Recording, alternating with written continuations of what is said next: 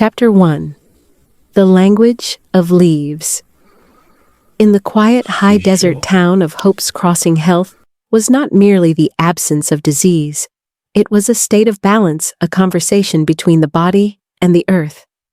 And the person who understood that language most profoundly was Beatrice Thorne.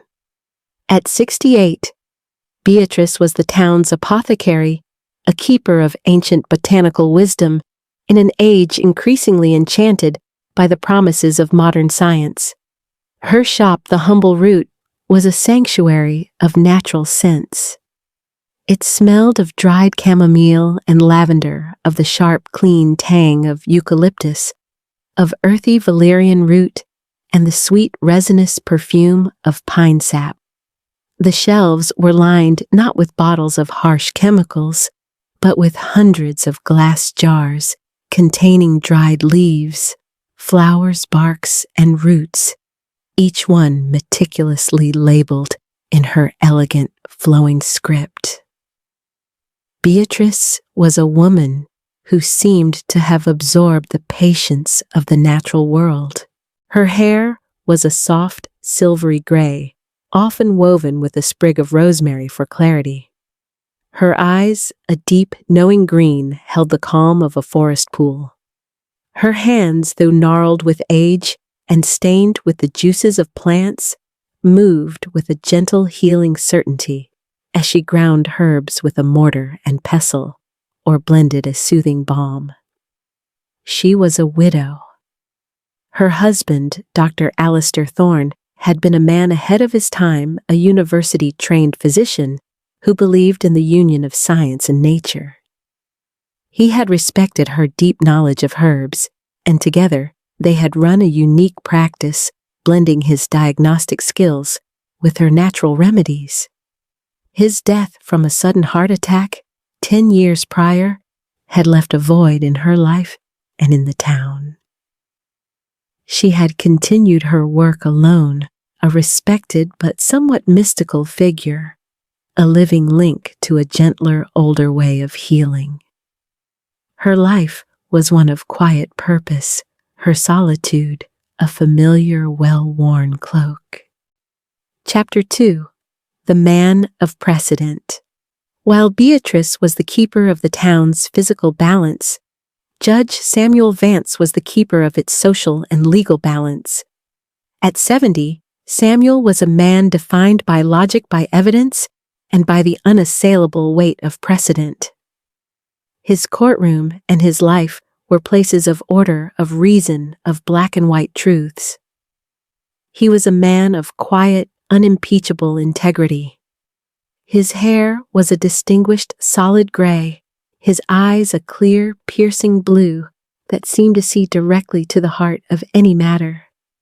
A widower himself, his wife Eleanor, having been taken by a sudden aggressive fever many years ago, he lived a life of solitary intellectual rigor. His house was as ordered as his legal opinions, his books arranged by subject, his days governed by a strict, unchanging routine.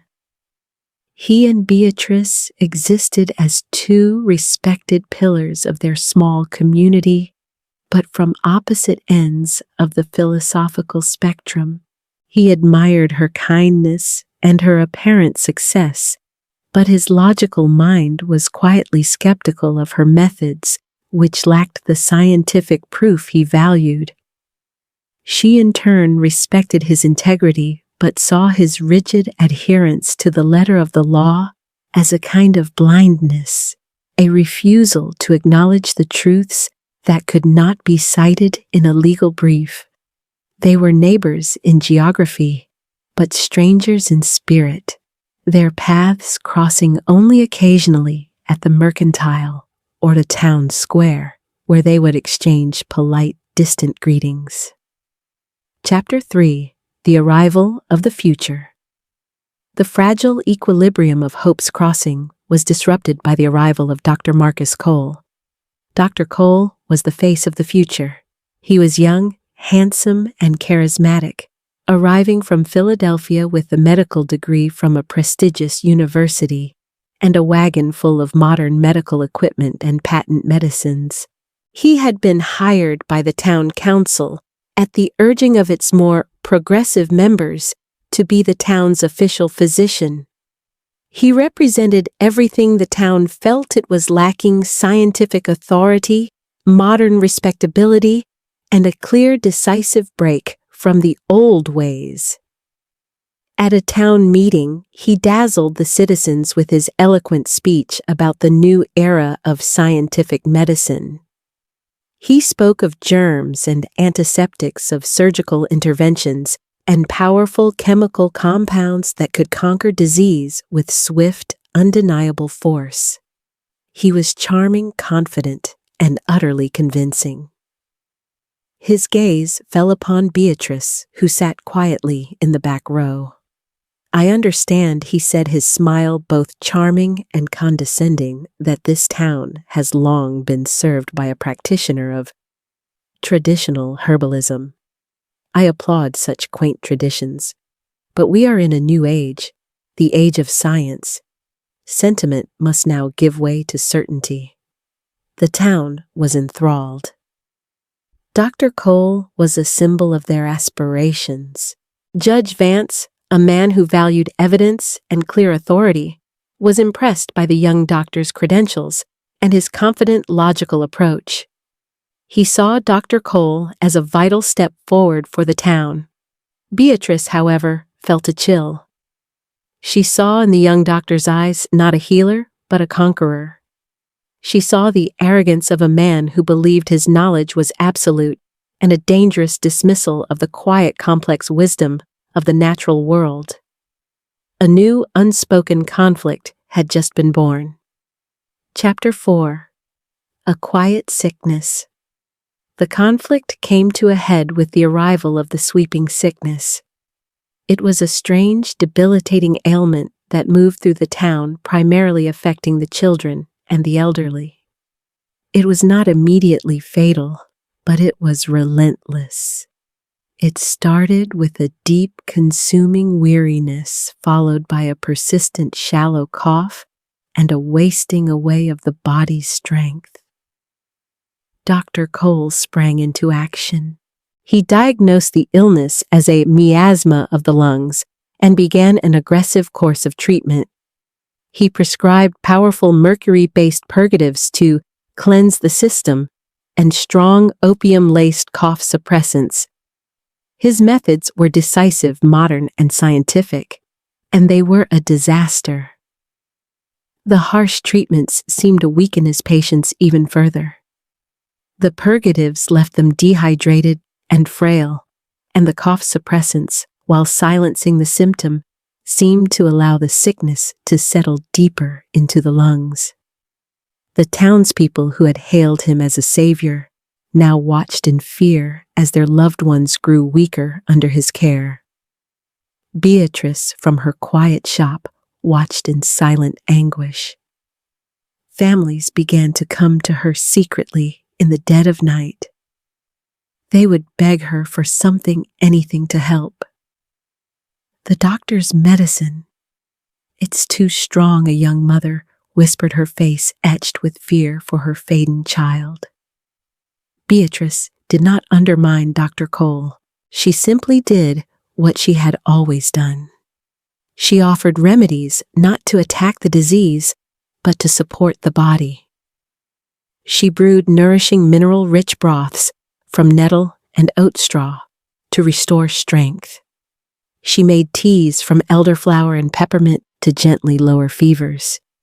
She created syrups from honey and wild cherry bark to soothe inflamed lungs without suppressing the body's need to clear them. Her approach was gentle, supportive, and holistic. Slowly, quietly, the patients who sought her help began to improve. A child's fever would break. An old man would regain his appetite. The contrast between the two methods became a whispered, fearful topic of conversation in the town. Chapter 5. A Crisis of Law and Life. The crisis came directly to Judge Samuel Vance's door.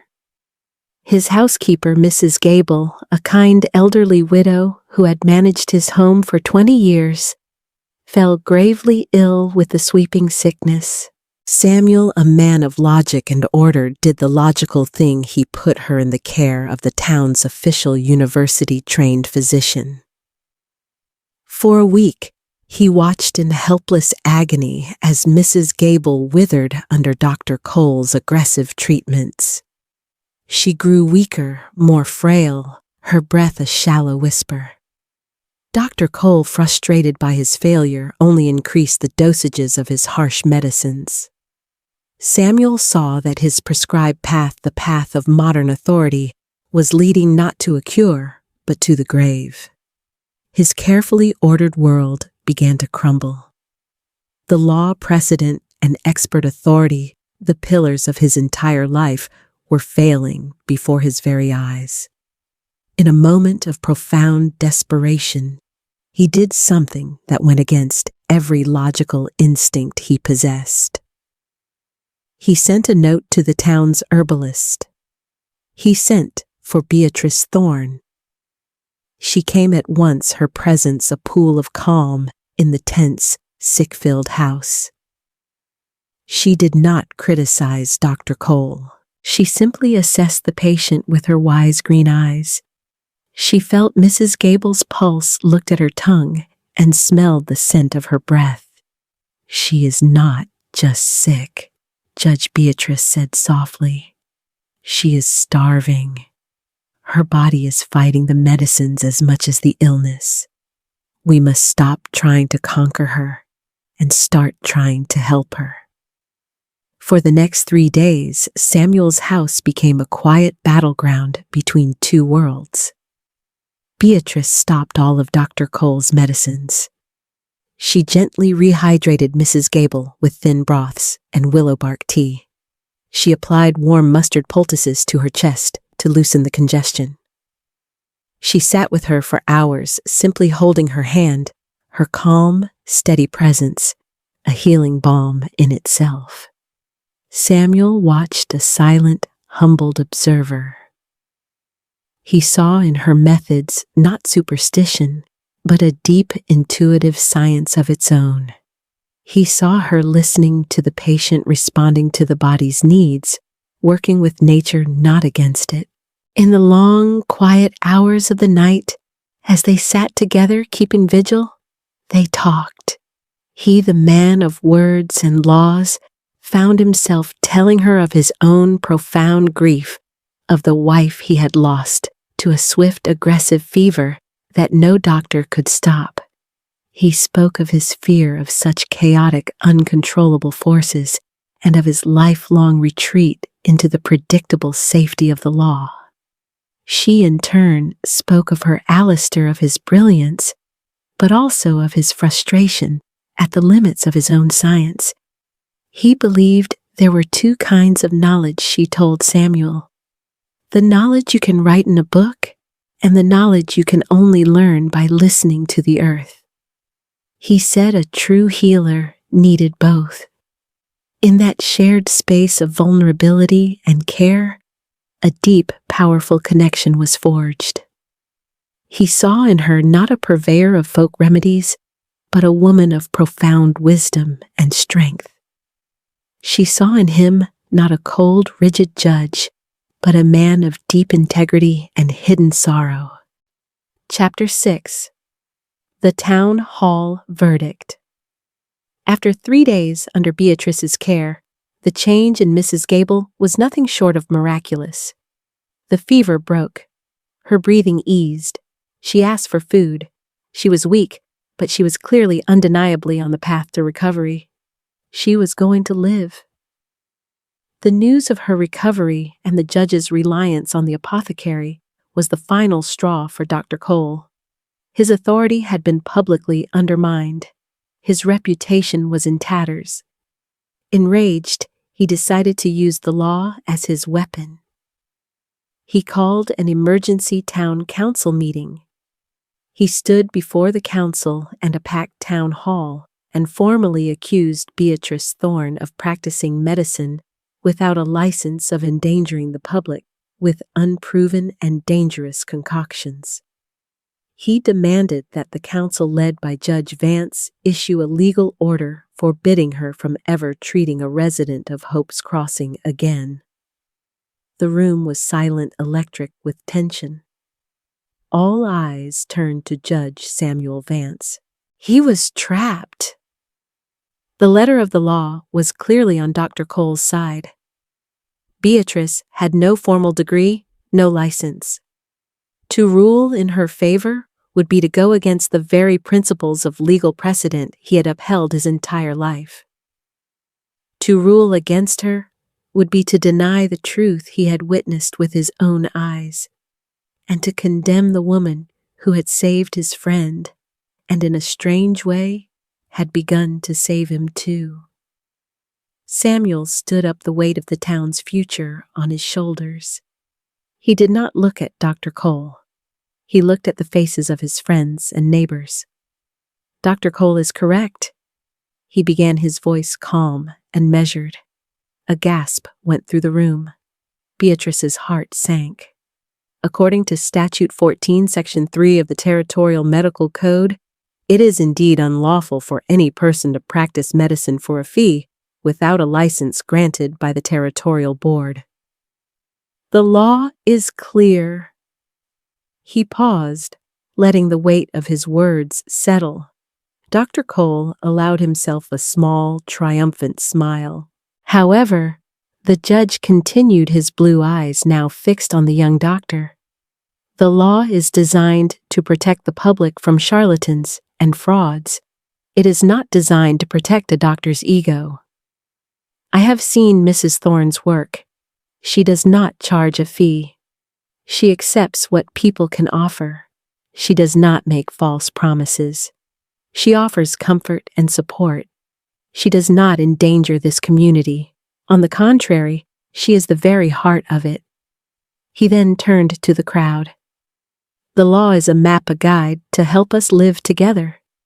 But it is not the territory itself.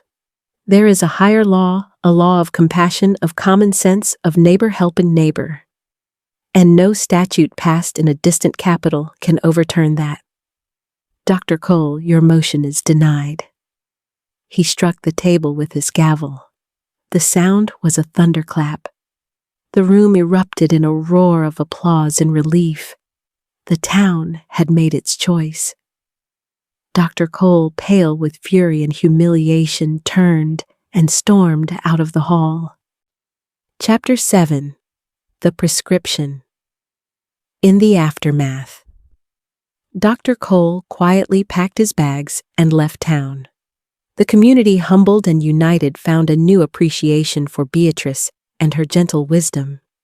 They asked her to teach them, to share her knowledge of the local plants, to help them create a community garden so they could all be more self-sufficient. That evening, Samuel walked with Beatrice in her fragrant herb garden as the sun set behind the mountains. "You were very brave today, Samuel," she said softly. "I only spoke the truth as I saw it," he replied.